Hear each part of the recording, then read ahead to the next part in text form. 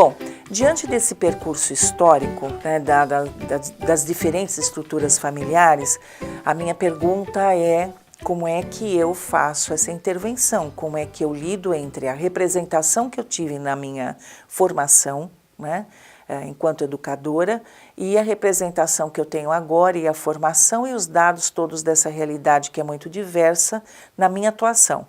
Então a pergunta é, para nos inquietar aí, nos mobilizar também a pensar um pouquinho sobre, é como é que eu vou fazer essa mediação, né? Como é que eu vou trabalhar com essa diversidade que eu tenho na instituição na qual eu trabalho.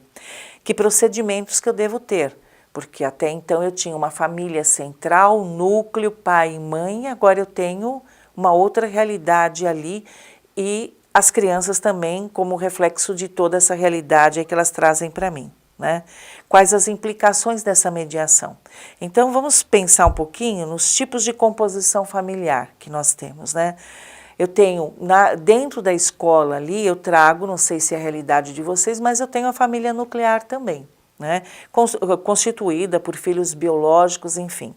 Tenho famílias, e ainda trabalhando numa escola de uma comunidade específica, que tem muitos filhos, mas de pais diferentes. Né?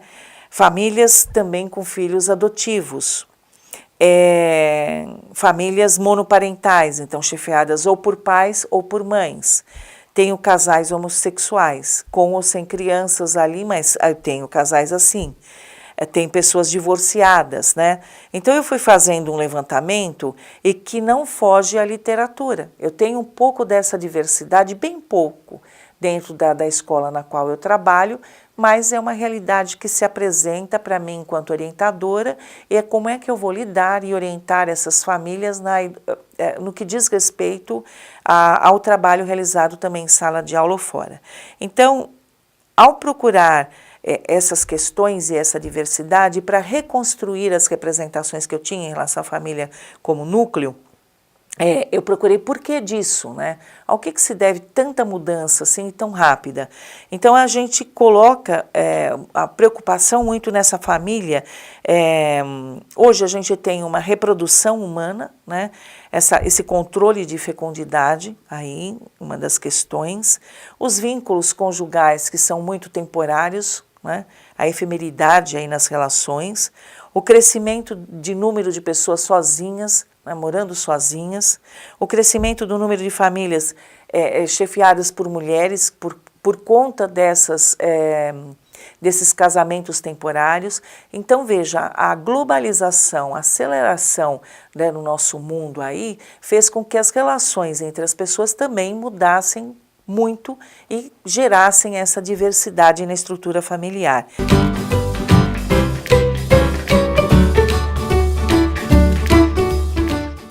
E aí a gente pergunta, e eu tenho dois materiais aqui que vocês podem encontrar, tanto de revista ou como um artigo, né, um artigo que traz essas questões que vocês podem se aprofundar e é um pouquinho nesse material que eu estou fazendo a minha fala, estou me baseando para fazer a minha fala. Então veja, dentro disso, e esse é um papel muito mais novo para mim do que ser coordenadora, né? Eu volto à minha prática e pergunto, eu sou uma orientadora supervisora ou sou uma orientadora gestora? Essa é a pergunta que eu me faço todos os dias, né, para desconstruir representações que eu tenho. Então, em vez de controlar situações e dar já falas para os pais como soluções, o que eu tenho que fazer? É levantar, e aí foi por isso que eu cheguei, qual é a minha realidade, né? Como é que eu vou planejar a minha conversa, as minhas relações com famílias e alunos diante dessa diversidade? Como é que eu vou executar isso? Como é que eu vou mediar e como é que eu vou corrigir a minha rota enquanto trabalho, né? E aí vem o papel que eu não sou sozinha. O gestor ele trabalha em rede com outras pessoas, por isso ele tem um coordenador, ele tem um diretor, tem professores que podem ajudá-lo também. Então não dá para nós termos a ideia desta onipotência, né? Porque se estamos falando em gestão, estamos falando em rede. Então eu me preocupo em como é que eu vou fazer as atividades, como é que eu vou mediar, pensando nesse aluno que eu tenho, né? E pensando na função, que eu também sou uma formadora, que eu tenho que também conversar com os outros sujeitos que trabalham com esses alunos, com as famílias, que são os professores, para ter uma ação transformadora.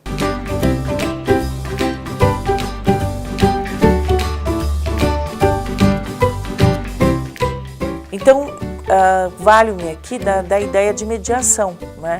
Como é que eu vou trabalhar com esse professor que ensina e aprende? Como é que eu vou trabalhar com o aluno que traz as suas angústias que são reflexos dessas situações sobre as quais eu falei para vocês, de divórcio, separação, morar com pai ou com mãe.